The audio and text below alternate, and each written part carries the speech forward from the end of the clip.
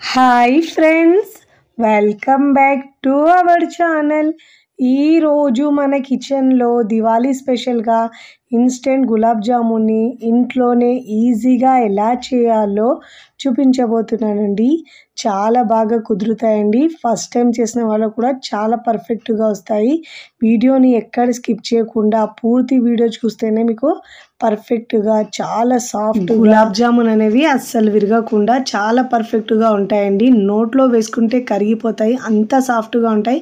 ఆలస్యం చేయకుండా ఈ ఇన్స్టెంట్ గులాబ్ జామున్ని ఎలా చేయాలో చూద్దాం రండి. ముందుగా ఇక్కడ నేను ఒక మిక్సింగ్ బౌల్ తీసుకొని దాంట్లో కొలిచి తీసుకుంటున్నానండి. ఇన్స్టెంట్ గులాబ్ జామున్ మిక్స్ని తీసుకుంటున్నాను.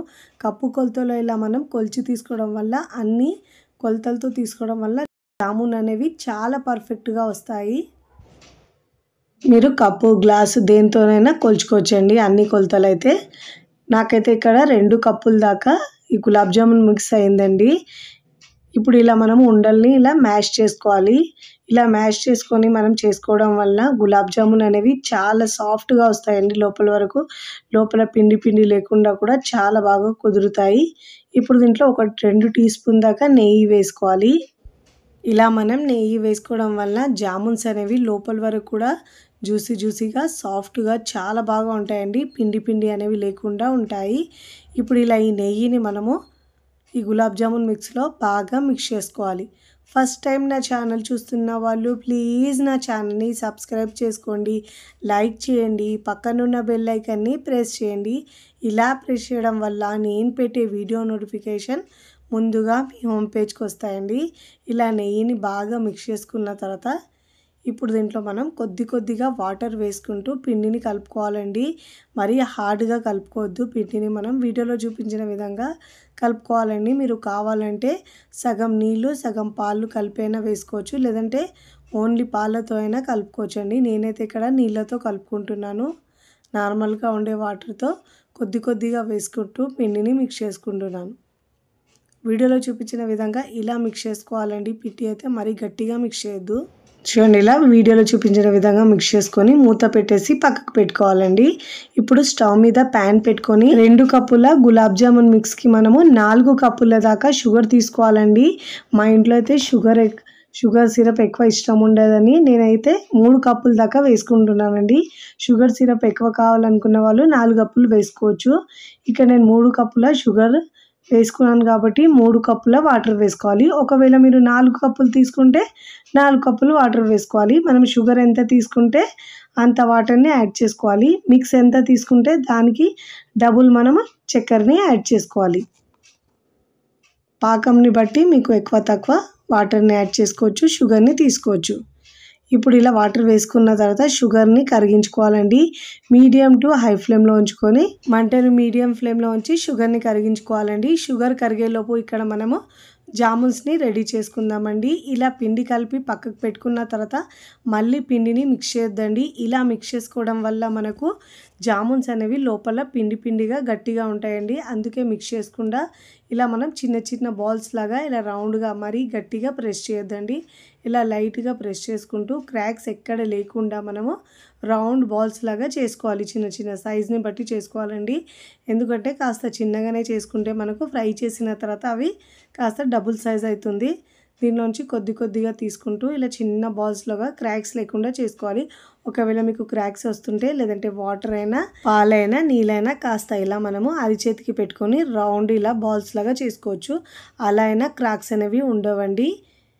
ఇప్పుడు మనం ఇలా చిన్న బాల్స్ అన్నీ రెడీ చేసుకున్న తర్వాత మీకు చూపిస్తున్నాను. ఇప్పుడు ఈలోపు షుగర్ సిరప్ కూడా మనకు రెడీ అయిపోతుందండి. చూడండి, ఇక్కడ ఇప్పుడు మంచి ఫ్లేవర్ కోసం 1/2 టీ స్పూన్ దాకా యాలకుల పొడి వేసుకోవాలి.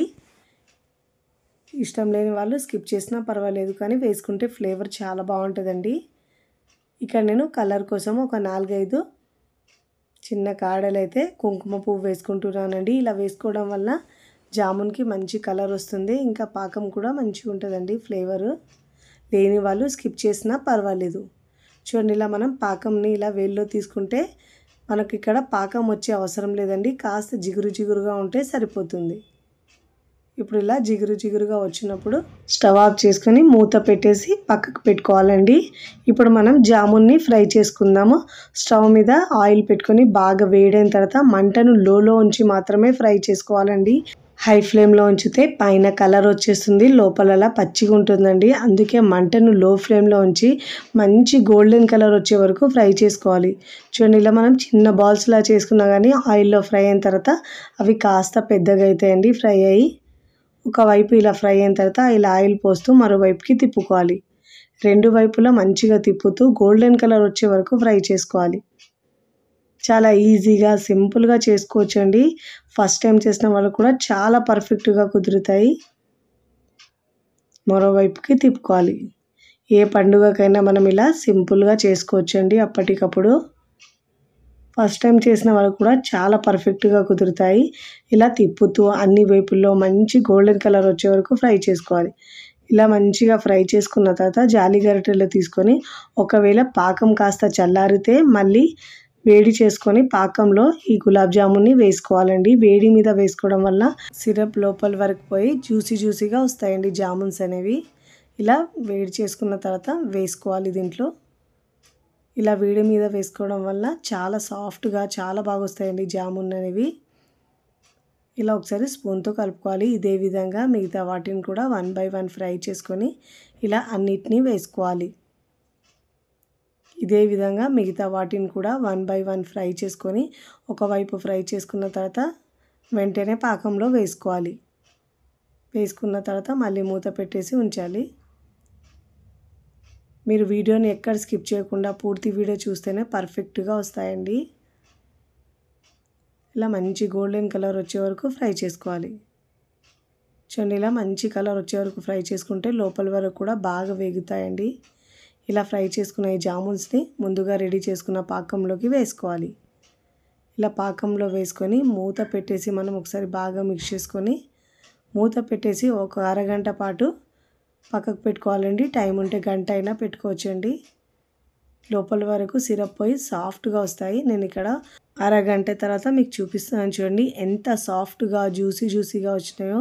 చూస్తుంటేనే నోట్లో నీరూరుతాయండి, అంత జ్యూసీగా ఉంటాయి. చాలా ఈజీగా సింపుల్గా చేసుకునే ఈ గులాబ్ జామున్ మీకు నచ్చితే తప్పకుండా ట్రై చేయండి. ట్రై చేసి ఎలా కుదిరిందో కామెంట్ ద్వారా తెలియచేయండి. మీకు ఇక్కడ నేను ఒకటి తుంచి కూడా చూపిస్తానండి. ఇలా కట్ చేసి చూపిస్తాను చూడండి. లోపల వరకు కూడా సిరప్ వెళ్ళి ఎంత జ్యూసీగా వచ్చిందో. ఏ పండుగకైనా లేదంటే స్వీట్ తినాలనిపించినప్పుడు అప్పటికప్పుడు చేసుకోవచ్చండి. చాలా సాఫ్ట్గా వస్తుంది.